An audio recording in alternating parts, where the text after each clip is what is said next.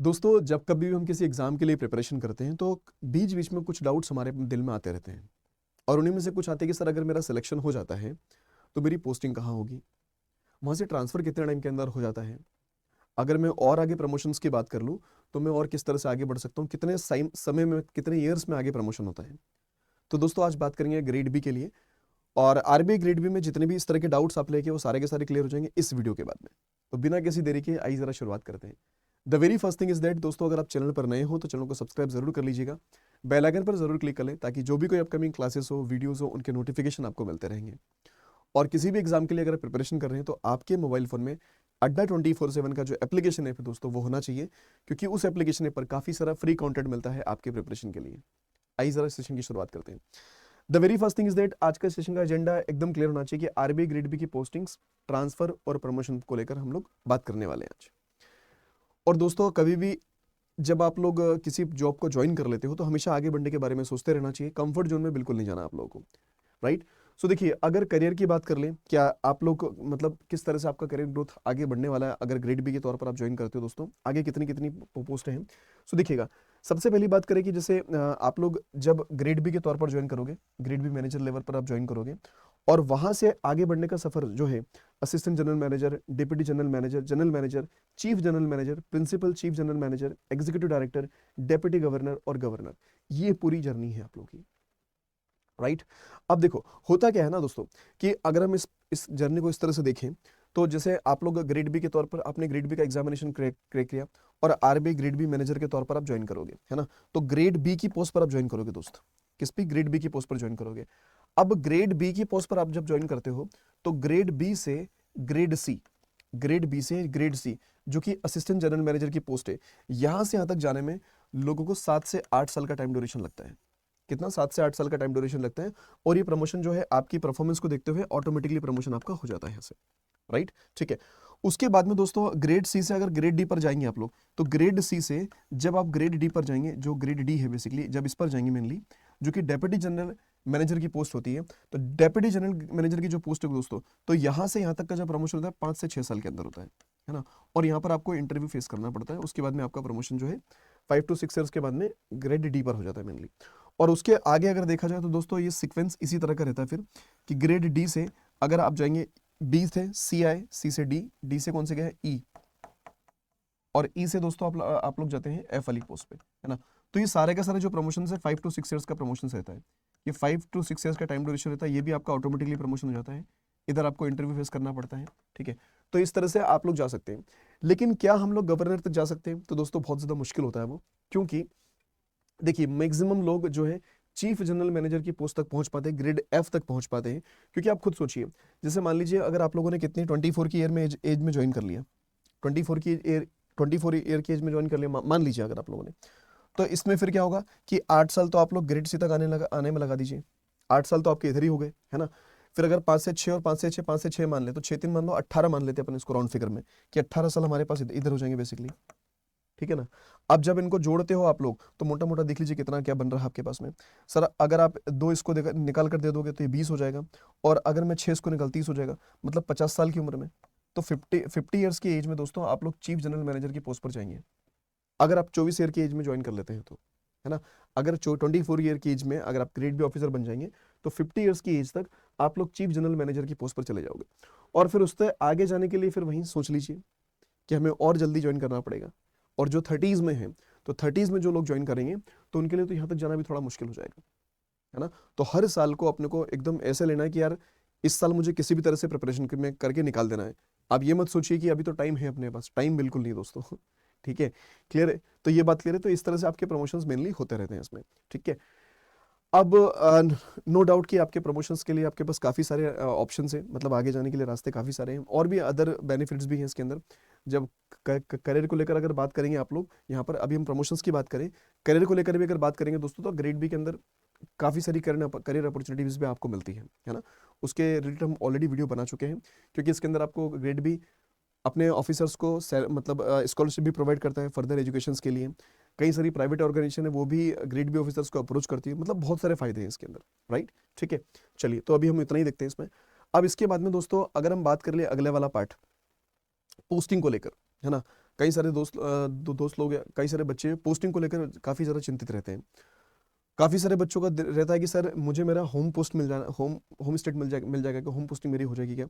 तो दोस्तों एक बात तो ये मान के चलो कि होम पोस्टिंग मिलना शुरुआत में ना के बराबर है, लेकिन हाँ आपके करियर में एक बार ज़रूर मिल सकती है होम पोस्टिंग, ठीक है।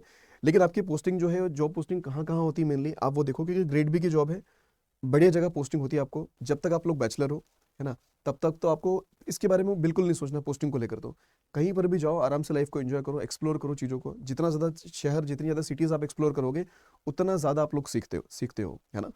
तो देखिए जो पोस्टिंग्स की अगर बात कर ले तो आपकी मेट्रो सिटीज़ और स्टेट कैपिटल्स के अंदर ही आपकी जो पोस्टिंग कराई जाती है ना। जो आपकी पोस्टिंग्स होती है वो, जो ये सारी की सारी जो जॉब लोकेशन से, इन्हीं पर आपकी पोस्टिंग कराई जाती है ना।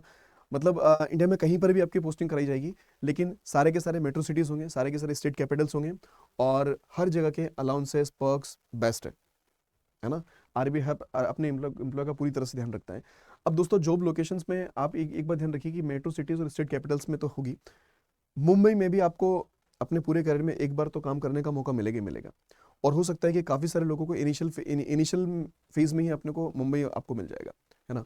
और इनिशियल फेज में अगर मुंबई मिल गया तो बेस्ट ऑप्शन मिलता है दोस्तों, क्योंकि मुंबई जब ज्वाइन करते हो ना आप लोग, तो आपके लिए करियर के और रास्ते खुल जाते हैं, ठीक है।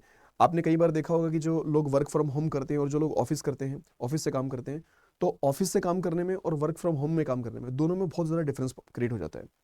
जो लोग ऑफिस से काम करते हैं उनको सारी सारी चीज़ें पता हो रहती है कि क्या चल रहा है, क्या नहीं चल रहा है, आगे प्रमोशन के चांसेस किस तरह से बन सकते हैं, हर चीज़ उनको पता रहती है। वर्क फ्रॉम होम वालों को ज़्यादा पता नहीं रहता है। तो वैसा ही ये है कि जब आप लोग हेड ऑफिस में बैठते हो ना, तो वहाँ की बात ही अलग रहती है। आप सबके सीनियर्स के टच में रहोगे वहाँ पे, सबके साथ आप कांटेक्ट कर सकते हो, डायरेक्टली बातें कर सकते हो वहाँ पे, है ना। तो बढ़िया है कि जो अगर आपको मुंबई मिलता है शुरुआत में, तो उसको तो कभी आपने इग्नोर नहीं करना है, ठीक है। मिल रहा है शुरुआत में, आराम से ज्वाइन करो, कोई दिक्कत नहीं है, ठीक है दोस्तों। उसके अलावा भी देखिए, होम पोस्टिंग के तो आप मान के चलो कि जीरो चांसेस है। होम पोस्टिंग आपको बिल्कुल ना के बराबर मिलने वाली है ना। इस बात को लोग पहले से निश्चित रहो आप लोग, ठीक है। ज़्यादा इस बारे में बिल्कुल सोचना नहीं है। अब जैसे मुंबई में अगर आपकी पोस्टिंग होती है ना, मुंबई में जो आपकी पोस्टिंग होगी, या तो वो इनिशियल फेज में हो जाएगी, और अगर इनिशियल फेज में अगर आपकी मुंबई में पोस्टिंग नहीं होती है, तो जहाँ कहीं भी आपकी सेकंड पोस्टिंग, मतलब जहाँ कहीं से आपने पोस्टिंग कर रखी पहली, तो सेकंड, उसके बाद में सेकंड पोस्टिंग आपकी मुंबई में हो सकती है। या तो पहले आपकी मुंबई में पोस्टिंग करा दी जाएगी, है ना, क्योंकि मुंबई में ना आरबी ग्रेड बी के लिए काफ़ी सारी वैकेंसीज रहती है कंपेयर टू दिल्ली और बैंगलोर। अगर दिल्ली और बैंगलोर से अगर हम कंपेयर करेंगे, तो मुंबई में ज़्यादा वैकेंसीज रहती है ग्रेड बी ऑफिसर्स के लिए। तो इसलिए मैक्सिमम चांसेस बनते हैं कि आप लोगों की पहली पोस्टिंग यहीं पर कराई जाएगी, और पहली नहीं तो सेकंड पोस्टिंग तो आपकी कराई जाएगी यहाँ पर। और दोस्तों जब पहली पोस्टिंग आपकी कराई जाएगी, तो उसमें आप ये मान के चलो कि आपको मुंबई में अगर पोस्टिंग हो जाती है, तो कम से कम 10 से 12 साल, कम से कम 10 से 12 साल तक आपको सोचने की जरूरत नहीं है, वहीं पर रहना आपको, आराम से लाइफ को एंजॉय करते रहो, राइट।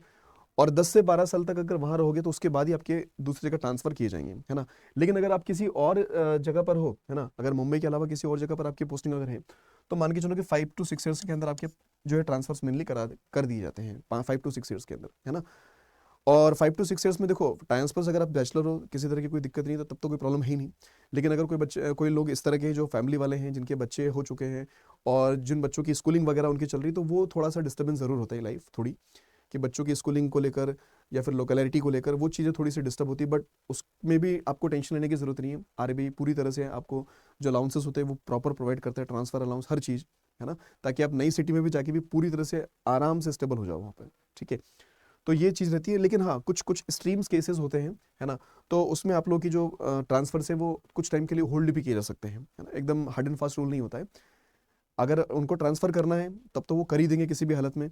लेकिन कुछ कुछ केसेस के अंदर क्या होता है कि आपकी सुन भी ली जाती है। अगर आप कुछ मतलब कुछ जैसे कुछ कुछ बेसिक बेसिक चीज़ें होती हैं, है ना, कुछ मेडिकल इमरजेंसी हो गई, या फिर कुछ मतलब आप पेरेंट्स को लेकर कुछ बातें हो गई, है ना, मतलब उनके केस में तो मेडिकल इमरजेंसी कही जाएगी।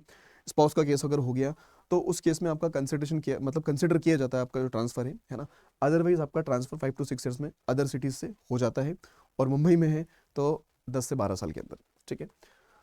तो दोस्तों वही चीज़ें थी। और आपका जो पूरा करियर रहेगा, तो मान के चलो 5 to 6 जो है ट्रांसफर्स आपके पॉसिबल है पूरे करियर में, है ना। जो आपका आरबी ग्रेड बी का करियर रहेगा, उसमें 5 से 6 ट्रांसफर आपके पॉसिबल है इसमें, ठीक है। चलिए, बाकी इतना ही रखते हैं आज के लिए। आई होप कि चीज़ें आपको क्लियर होगी, है ना, ठीक है, कि किस किस तरह के हमारे जो प्रमोशन है कितने टाइम के अंदर होने वाले हैं, और किस किस तरह से हमारे ट्रांसफ़र जो अलग अलग सिटीज़ के अंदर हो सकते हैं, है ना। तो बस ज़्यादा सोचना नहीं दोस्तों, अब आपको अपनी प्रिपरेशन पर फोकस करना है ना। बाकी तो आप एक बार पहुंच जाओगे और फिर वहाँ की चीज़ें और भी क्लियर हो जाएगी, क्योंकि टाइम टू टाइम चीज़ें कुछ ना कुछ चेंज होती रहती है हमेशा, है ना कुछ अपडेट करते रहते हैं वो लोग, राइट। तो बस अभी फिलहाल में इतना ज़्यादा सोचने की ज़रूरत नहीं है, आपको सिर्फ फोकस करना है अपनी स्टडी के ऊपर, है ना, कि मुझे किसी भी तरह से अपना ग्रेड बी का एग्जामिनेशन निकालना है, और जितनी जल्दी निकाल लो उतना ज़्यादा बेहतर होगा आपके लिए। तो दोस्तों अगर आप सेल्फ स्टडी कर रहे हैं बहुत अच्छी बात है, आपको सिर्फ काम करना है कि टेस्ट सीरीज आपको ले लेनी है। लेकिन अगर आपको लग रहा है कि सर मैं सेल्फ स्टडी नहीं कर पा रहा हूँ, मुझे किसी न किसी कोर्स की रिक्वायरमेंट है, किसी न किसी मेंटोर की रिक्वायरमेंट है, तो दोस्तों उसके लिए ऑप्शंस है आपके लिए। अड्डा 24/7 पर अभी फिलहाल में बिग सेविंग डेज की सेल चल रही है पूरी तरह से, है ना। और इस पे जो बैंक महापिक प्लस है, सबसे बढ़िया प्रोडक्ट है बैंकिंग का, बैंक महापिक प्लस, जिसके अंदर बैंकिंग के सारे एग्जामिनेशन के साथ साथ रेगुलेटरी बॉडीज के सारे एग्जाम भी इसके अंदर कवर है। ये एक ऐसा प्रोडक्ट है दोस्तों, इसके अंदर आपको live class, video classes, test series, e books, वो सब कुछ मिलता है, और काफ़ी कम प्राइस में मिल रहा है। और ये प्राइस और भी कम हो जाएगी आपकी, ये प्राइस और भी कम हो जाएगी जब आप लोग इस रेफरल कोड का यूज़ करोगे, जो कि Y710 है। तो इसमें बैंकिंग के सारे एग्जामिनेशन, IBPS, SBI के जितने भी एग्जाम होते हैं सारे, LIC के सारे एग्जामिनेशन, और रेगुलेटरी बॉडीज के RBI, SEBI, नाबार्ड, ये सब फेज 1, फेज 2 इंटरव्यू सब कुछ इसके अंदर कवर पे। तो जो कोई बच्चा एनरोल करना चाहे बिल्कुल कर सकता है। अब कैसे करना है इसमें एनरोलमेंट, सो देखिएगा, सबसे पहले आप लोग क्या करेंगे दोस्तों, आप लोग को विजिट करना है अड्डा 24/7 की वेबसाइट पर, ठीक है। पहले लिंक पर क्लिक कर लीजिएगा। फर्स्ट लिंक पर क्लिक करने के बाद में ये जो इंटरफेस आपके सामने मिलेगा इस तरह का, ये जो इंटरफेस आपको देखने को मिलता है, आप लोग जाएं ऑल कोर्सेज में, लेफ्ट हैंड को थोड़ा स्क्रॉल डाउन कर लें और रेगुलेटरी बॉडीज इन पर चले जाएं। यहाँ पर आप जाओगे तो ये बैंक महापिक नजर आएगा, तो बैंक महापिक पर क्लिक कर लेना। ये देखिएगा बैंक महापिक प्लस, बिगेस्ट प्राइस ड्रॉप चल रहा है बैंक महापिक प्लस पर, जिसमें आपको RBI के बैचेस भी मिल जाएंगे, फेज 1, फेज 2 इंटरव्यू तीनों के, और तो और इसके अंदर स्पोकन इंग्लिश की क्लासेस और पर्सनैलिटी डेवलपमेंट की क्लासेस भी इंक्लूडेड है। आपको करना क्या है, बाय नाउ पर जाना है, और दोस्तों यहाँ पर रेफरल कोड एंटर करेंगे आप लोग Y710, और इसको अप्लाई कर दीजिएगा। तो आप लोग देख पाओगे ये जो प्राइस है ना, इसको अप्लाई कर दोगे तो ये प्राइस और भी ज़्यादा कम हो जाएगी आप लोगों की, ठीक है। तो जो कोई बच्चा इंटरेस्टेड हो स्पीड बैच के लिए, तो बिल्कुल आप लोग इसमें एनरोल कर लीजिएगा। और दोस्तों ज़्यादा लेट नहीं करना आपको, है ना, जितना जल्दी आप प्रिपरेशन शुरू कर दोगे उतने ही आप लोग अपने मंजिल के करीब पहुंचते रहोगे, ठीक है, क्लियर। चलिए, तो इस रेफरल कोड का यूज़ करके आप लोग मेनली इसको ज्वाइन कर सकते हैं। मिलते हैं दोस्तों अगले वीडियो में। Thank you so much for joining this session. Bye bye, take care.